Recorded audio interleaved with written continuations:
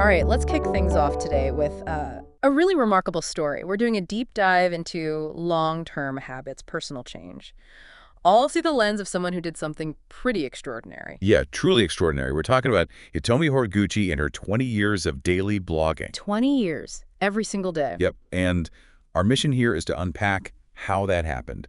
What were the real drivers, the motivations? What actually changed for her over those 2 decades? Because it's probably not what you'd first assume. Exactly. And our main source is this piece, Symphony of Habits, a 20-year blogger's journey. Right, specifically that last chapter. That's the one. Yeah. And what makes it super insightful is that she's reflecting on it all in an interview with an AI called Monday. An AI interviewer. That's different. It is, but it works incredibly well here. Because the AI is just objective, non-judgmental, it seems to have allowed her to be incredibly candid, really raw about her whole process. We get some amazing, unfiltered insights. Okay, I'm intrigued. So 20 years, 2 blogs, daily posts. You hear that and you think, I don't know, superhuman discipline, maybe this burning passion. Right, or just sheer willpower. Yeah, but you're saying the genesis of it all was different. Totally different. Surprisingly mundane almost. It wasn't some grand vision. She started when she was a fashion store manager. Okay. And the blog was initially just a tool. She thought, well, maybe communicating from the store via a blog could, boost sales. And we have to remember the time period too, right? This was super early days for blogging. Oh, absolutely nascent. She mentions you couldn't even post photos initially. Wow. No photos. Nope, just text. Think like a simple online diary, definitely not the slick content marketing we see now. So how did the daily part start? Was that the plan? Not really, and that's what's fascinating. It was almost accidental. Store was open every day, and blogs back then had timestamps showing when you posted. So writing something each day just sort of became the natural rhythm. It flowed from the circumstances. So an organic flow rather than a strict commitment. Exactly. And then the persistence part. She describes it simply as just momentum. Just momentum. Yeah, like she just kept doing it without really overthinking it. Even as blogs changed, photos came in, platforms evolved, she just continued. And that quiet consistency, that momentum, it started opening doors. Big time. Sales went up, sure. But then she hit the top of blog rankings, she met a key mentor through it, and eventually that path led her to become a life coach. That's incredible. It really shows how sometimes the biggest shifts start with these small, almost unnoticed, consistent actions. That momentum carried her for 2 decades. He really did.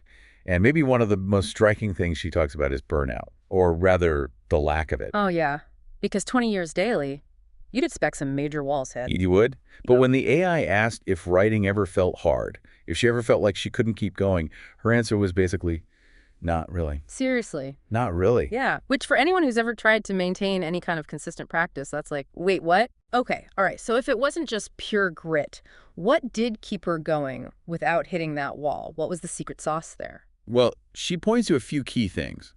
You can almost call it like a holy trinity of motivation for her. Okay, I like that. What's in the trinity? First, mission.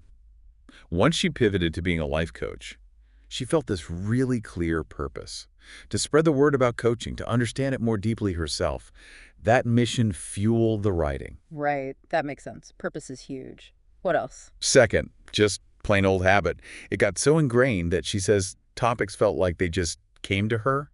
It wasn't a struggle to find things to write about. It was almost automatic. So it became part of our operating system, almost. Pretty much. And the third part is really interesting. Curiosity and timing. Timing, how so? Think about when she was doing a lot of this. Early blogosphere. No smartphones like we have now. No constant social media barrage. Ah, okay. A different digital world. Completely. And she talks about the sheer novelty, the enjoyment she got from, say, uploading a post from a fancy new phone. This was pre-iPhone while she was traveling. Updating live from abroad back then. That itself was entertainment, as she puts it. The tech and the era kept it fresh for her. That's a great point. So it wasn't just internal drive, but also the external context, the novelty of it all, played a part in preventing fatigue. Definitely. It suggests that, for sustaining something long-term, you need that mix, the deep purpose, the routine, but maybe also finding ways to keep it interesting, finding novelty in the process or the tools. Makes a lot of sense. Now, she also had a kind of unique approach to what she wrote about, didn't she? Especially regarding negative stuff. Yeah, this is really unique. Her policy, her personal style, was generally not to dwell on the negative in her writing. Okay. But more than that, if something negative did happen, her approach was to try and reframe it, find some positive angle or lesson, and actually write about it that same day. Wow, that same day. That's Yeah. proactive reframing. Right. And get this. Even when she was sick, like physically ill, her focus wasn't just on resting, but on recovering enough so she could still write her post. No way. Yes, and she explicitly connects doing this, maintaining the blog even when feeling low or unwell, to maintaining her good health and mental balance. So the writing wasn't just a task, it was part of her actual wellness routine, like actively contributing to her feeling better. That's exactly how she presents it. It's this really powerful idea that the creative discipline itself can be a form of self-care, a tool for maintaining equilibrium, almost therapeutic. That reframes the whole idea of discipline, doesn't it? Not just pushing through, but healing through. Sort of, yeah. Which leads naturally into how this whole 20-year practice fundamentally changed her. Okay, yeah. How did writing every day for that long transform her? She uses this great phrase, self-supervised learning in human form. Interesting. What does she mean by that? Even when writing about things she didn't know much about.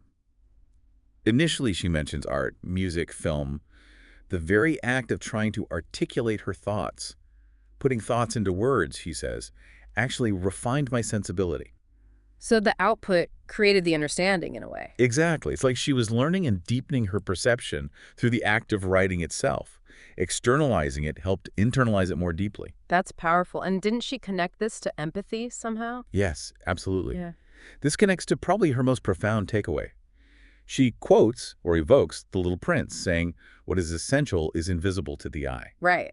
Classic line. And she says that writing, this daily practice, helped her try to see those invisible things. Trying to see the invisible. How did that translate practically? It directly impacted her ability to listen and empathize.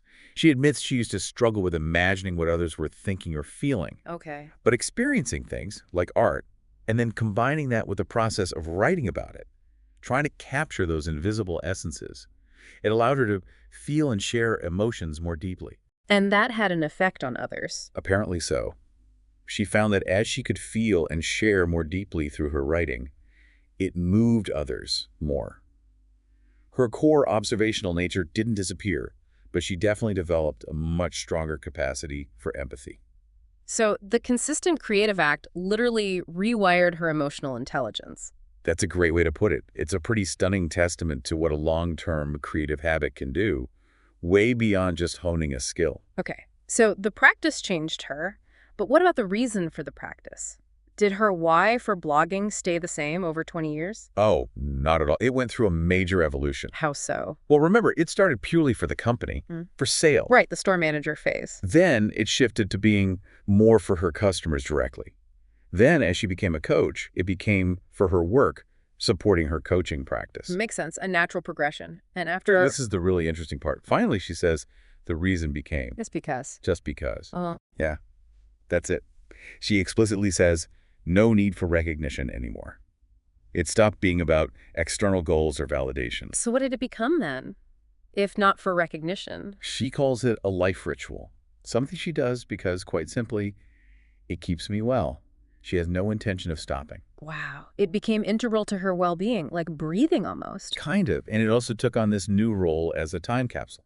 Time capsule. Yeah, she can look back through years of posts and see exactly, what was I doing then? What was I thinking? It's an incredible personal archive. That must be amazing to have. Right. And she says now, she primarily writes, for my future self.